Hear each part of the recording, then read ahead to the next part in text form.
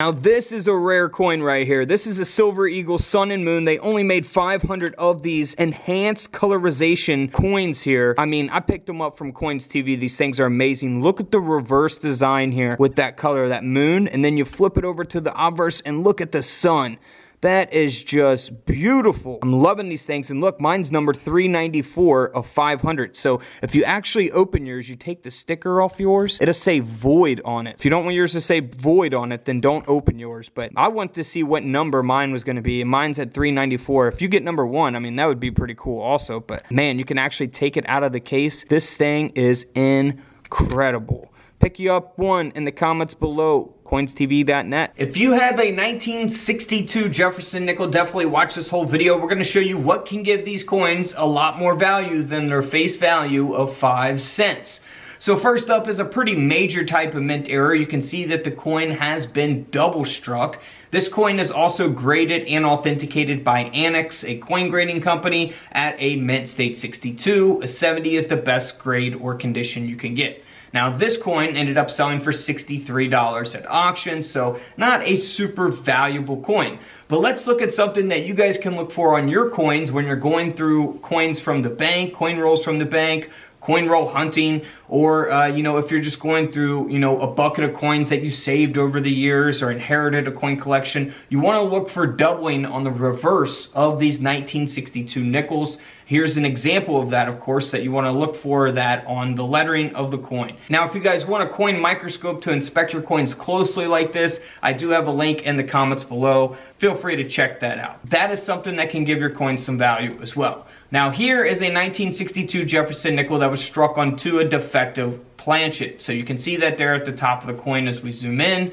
This coin ended up selling for $33, so it's not a super rare mint error, but it does give the coin a little bit of extra value. Moving on to another defective planchet, 1962 no mint mark Jefferson nickel. We see the error there. It's not super major. The coin sold for around the same price, $34 at auction, graded by Annex. Now this next coin looks much different, right? Again, a defective blank planchet, but it's much larger, right? So this coin ended up selling for $180. So sometimes the more extreme, in some cases, the more value you can get. It really just depends on the type of error. Moving right along to a very rare error as well. This is where a Jefferson nickel design was struck onto an Ethiopia 5-cent coin.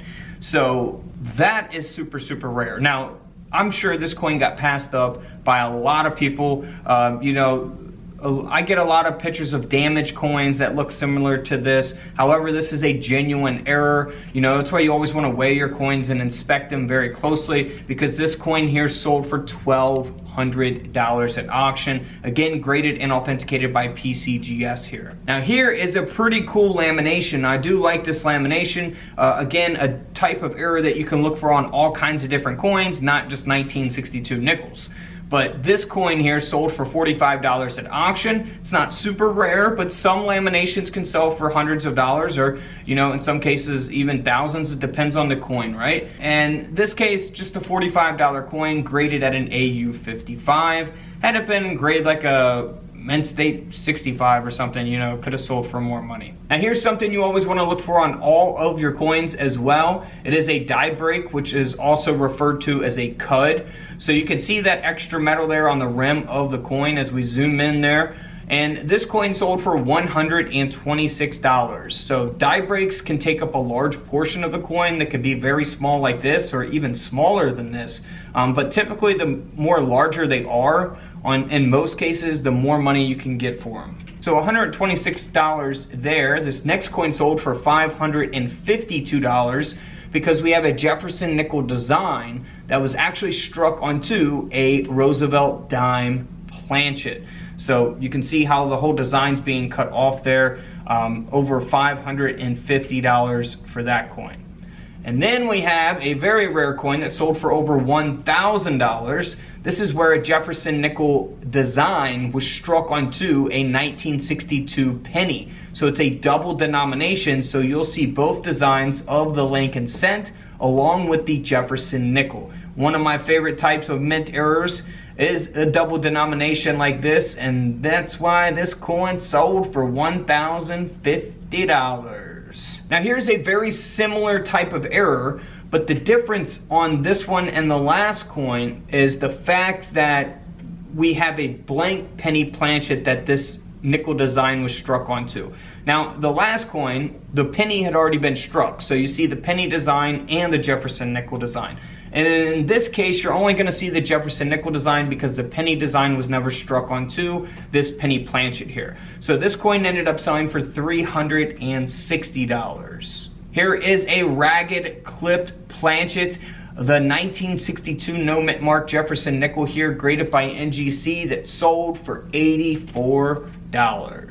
All right, and then moving on to a split planchet here on the 1962 Denver minted Jefferson nickel. This coin sold for nearly $170 at auction, graded by Annex at a mint state 63. So always pay attention to your coins because you never know what you may find out there. We have videos on older coins and newer coins that you guys can look for from the bank or in old coin jars or in an old coin collection that can really make your coins extremely valuable. So feel free to check out the rest of the videos here on the channel. And don't forget to subscribe in the middle. Feel free to check out those videos to the left of me. And until tomorrow, I'll see you guys in the comment section below. This is Couch Collectibles, and this is where I disappear.